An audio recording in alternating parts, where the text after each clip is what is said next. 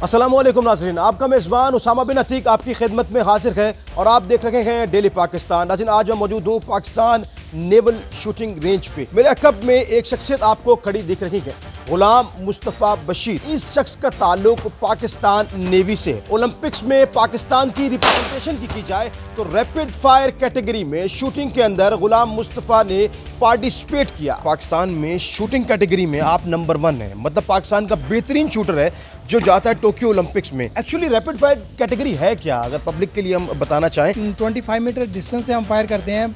हमारे पास जो 8 second time होता है, हमने 8 सेकंड में 5 टारगेट इंगेज करने होते हैं। फिर टाइम 6 सेकंड हो जाता है, 6 सेकंड में हमने जो है वो 5 टारगेट इंगेज करने होते हैं। फिर टाइम 4 सेकंड हो जाता है, 4 सेकंड में हमने जो है वो बाजू को अपने को ऊपर लेके जाना है और 5 शॉट जो है वो इंगेज करना है 5 टारगेट पे। आप मुझे बता रहे थे कि बॉडी की जो पंपिंग सिचुएशन है और उसके लिए भी हमें कुछ एफर्ट करनी पड़ती, तकवदो करनी पड़ती, वो क्या चीज़ थी? जितनी हमारी दिल की धड़कन स्लो होगी उतनी हमारे बाजू में वाइब्रेटिंग कम आएगी।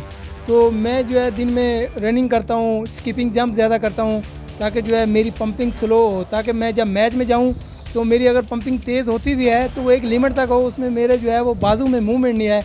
अगर मेरे बाजू में मूवमेंट नहीं होगी तो मेरी जो है वो परफेक्शन ज़्यादा होगी, मेरे 10 नंबर ऑफ 10 ज़्यादा होंगे। ये जो वेपन आपके हाथ में है, एक्चुअली इस वेपन को क्या कहते हैं? और आप कह रहे थे कि ये ज़्यादा डेडली है अगर इसको कंपेयर करें 9mm वेपन से।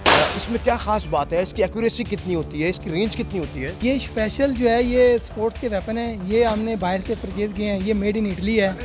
और ये जो दूसरे हमारे पास कम्बट वेपन है 9mm32, उनकी निस्बत ये ज़्यादा डेड और परफेक्ट होते हैं, क्योंकि हमारा जो है वो कंपटीशन नंबर ऑफ़ 10 है। अगर आपके जितने नंबर ऑफ़ 10 ज़्यादा होंगे उतना आपका जो है ना वो स्कोरिंग में इंप्रूवमेंट आएगी और उतना आपका लेवल अच्छा होगा और आप जो है ना वो कंपटीशन जीत सकते हैं। ओकाड़ा से ताल्लुक़ रखने वाला एक शख्स पाक बहरिया ज्वाइन करता है। क्या कभी सोचा था कि एक शख्स जिसने 2006 में नेवी ज्वाइन की, वो एक वक्त आएगा कि पाकिस्तान का बेस्ट शूटर बन जाएगा, और इस टाइटल को अपने ऊपर कैसा लेते हैं? As a rapid fire pistol में मैंने शुरू किया और 2 सालों में मैं नेशनल चैम्पियन बना और 4 सालों में मैंने जो है 2014 में एशियन गेम में पाकिस्तान की नुमाइंदगी की। उसके बाद 15 में 16 में मैंने साउथ एशियन गेम में पाकिस्तान के लिए इंडिविजुअल सिल्वर विन किया और उससे आगे फिर मैं मेहनत करता गया और अल्हम्दुलिल्लाह फिर मैं जो है अब इस मुकाम पे हूँ।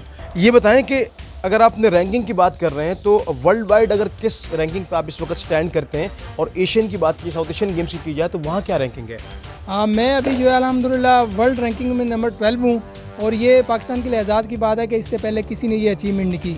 और एशिया में अभी मैं नंबर 5 हूँ और ये अभी जो लेटेस्ट मैं टोक्यो ओलंपिक खेल के आया हूँ, इसकी अभी जो पॉइंट्स हैं वो ऐड होने हैं। अगर ये पॉइंट्स ऐड होंगे तो मैं और मेरी इंप्रूवमेंट आएगी। जब हम मेडल्स की बात करते हैं, पब्लिक एक बात करती है कि जो हमारे ओलंपिक्स में जो लोग जाते हैं, लोग होते हैं, वो मेडल नहीं जीत पाते, दिल जीत जाते हैं। लेकिन दिल जीतने के साथ साथ वो वक्त कब आएगा जब पाकिस्तान मेडल भी लाएगा? किस चीज़ को समझते हैं कि किस चीज़ का फुकदान है, कहाँ लैग कर रहे हैं हम? मैं पाकिस्तान की जो है वो 2 दफ़ा ओलंपिक्स में नुमाइंदगी कर चुका हूँ। लास्ट ओलंपिक जो मैंने रियो खेली उसमें मैं तकरीबन 18 प्लेस हासिल कर सका, क्योंकि मैं उस वक्त न्यू शूटर था। मेरे कंपटीशन मैंने इंटरनेशनल कम खेले थे तो उसमें मैं थोड़ा सा डाउन था।